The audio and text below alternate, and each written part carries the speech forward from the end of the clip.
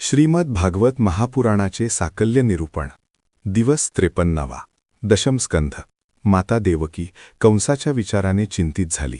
ती म्हणाली, देवा, तू माझ्या पोटी जन्मलास हे कंसाला कळले तर तो तात्काळ इथे शस्त्र घेऊन येईन. आपले हे चतुर्भुज दिव्य असे ध्यानरूप लौकिक शरीराची ओळख असणाऱ्या या लोकांनी प्रगट करून दाखवू नका. प्रत्यक्ष त्रिभुवन पालक माझा पुत्र म्हणून माझ्या उदरी जन्मतो हे एक महदाश्चर्यच नव्हे काय. देवकीची ही प्रार्थना ऐकल्यावर भगवान श्रीकृष्ण म्हणाले, माते, मी माझ्या दिव्य स्वरूपानेच का प्रगट झालो ते सांगतो. ऐक. स्वयंभुव मन्वंतरात तू आणि वसुदेव हे पृथ्वी आणि सुतपा नावाने ख्यात होता. त्या मन्वंतरातील तुम्ही प्रजापती ब्रह्मदेवांनी तुम्हाला संतती उत्पन्न करण्याची आज्ञा केली होती. तुम्ही इंद्रिय निग्रह करून तपश्चर्या केली. मी प्रसन्न होऊन वर मागा असे म्हटले.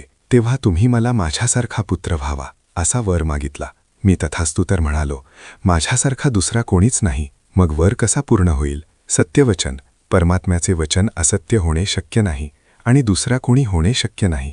तेव्हा वचन असत्य होण्याचा दोष लागण्याची वेळ आली. अशा वेळी वचनात दिले किंवा देतो म्हटलेली वस्तू तिप्पट द्यावी म्हणजे असत्य दोषाचा निराश होतो. म्हणून मी तुमच्या पोटी 3 जन्म घेण्याचा संकल्प केला आणि त्या जन्मात पृथ्वीगर्भ या नावाने जन्म घेतला. पुढच्या जन्मी तुम्ही दोघे कश्यप आणि आदिती झालात. मी उपेंद्र किंवा वामन नावाने तुमच्या पोटी जन्माला आलो. आता 3ऱ्या जन्मात या रूपाने अवतरलो आहे. जन्मताच मी चतुर्भुज होऊन अवताराची जाणीव करून दिली. अन्य लौकिक शरीरात तुम्ही मला ओळखले नसते. आता तुम्ही पुत्रभाव व भगवतभाव राखून वागाल आणि परमपदाची प्राप्ती करून घ्याल असे सांगून भगवंतांनी सामान्य बालकाचे रूप घेतले. तिकडे यशोदेच्यापासून अजन्मा योगमायेने प्राकट्य केले. वसुदेवांनी भगवत प्रेरणेने त्या बालकाला बाहेर न्यावे असे ठरवले. योगमायेने आपले काम चोख केले. सगळे द्वारपाल गाढ निद्रेत गेले.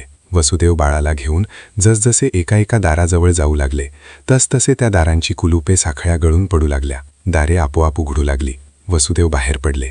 बाहेर पाऊस पडत होता. जणू काही पावसालाही भगवत भेटीची ओढ लागली होती. शेष आपला फणा काढून भगवंतावर छत्रासारखे धरून मागे मागे चालू लागले. संततधार पावसाने यमुनाही भरली होती. तिलाही कृष्ण भेटीची आस होती. वसुदेव यमुनेत शिरताच त्यांच्या डोक्यावरच्या बालकाच्या दर्शनासाठी यमुना वाढू लागली. श्रीकृष्णांनी आपल्या पायाचा तळवा बाहेर काढून यमुनेला स्पर्श केला. तोच यमुनेतून वसुदेवांना सहजपणे पैल तीरावर जाता आले. रात्रीची वेळ. पावसाच्या सरीवर सरी कोसळत आहेत. काळा कुट्ट अंधार सर्वत्र व्यापून राहिला आहे. सारे गोकुळ गाढ झोपेत आहे. अशावेळी वसुदेवांनी बालकृष्णाला यशोदा मातेच्या कुशीत ठेवले आणि तिच्या कन्येला घेऊन परत आले. जशास तसे कारागृह, बेड्या, साखळदंड अशी पूर्वस्थिती प्राप्त झाली. बंधने माया मोहाचीच असतात. श्रीकृष्ण सोबत असतील तर बंधने गळतात व दारे मोक्षाची उघडतात. तिकडे कारागृहात बालकाच्या रडण्याच्या आवाजाने द्वारपाल जागे झाले आणि तातडीने कंसाला वार्ता दिली. देवकीला मूल झाले. बातमी ऐकताच कंस भयकंपित झाला. आठवला त्याला.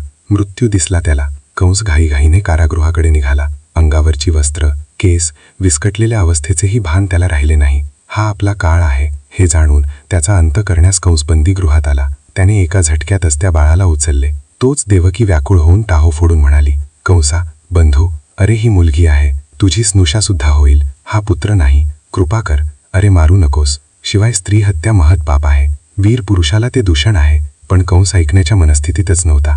त्याने त्या बाळाला एका हाताने उंच उचलले आणि भिंतीवर आपटणार इतक्यात त्या मुलीने कंसाला लाथ मारली. हाताला हिसडा दिला आणि वरच्यावरच आकाशात गेली. मायाच तीच तर कंसाच्या आणि कंसवृत्तीच्या माणसावर अधिराज्य गाजवत असते. ती कशी हाती लागणार. ती निसटली, आकाशात गेली आणि तिने अष्टभुजेचं रूप धारण केले. कंस वासून पाहतच राहिला. तोच आकाशातून ती देवी म्हणाली, अरे दुष्टा, तुझा काळ तर दुसऱ्या कुठेतरी जन्मला आहे. आता तरी तू निर्दोष बालकांची हत्या करणे थांबव. देवी योगमाया अंतर्धान पावली आणि अनेक ठिकाणी भिन्न भिन्न नावाने प्रसिद्ध झाली.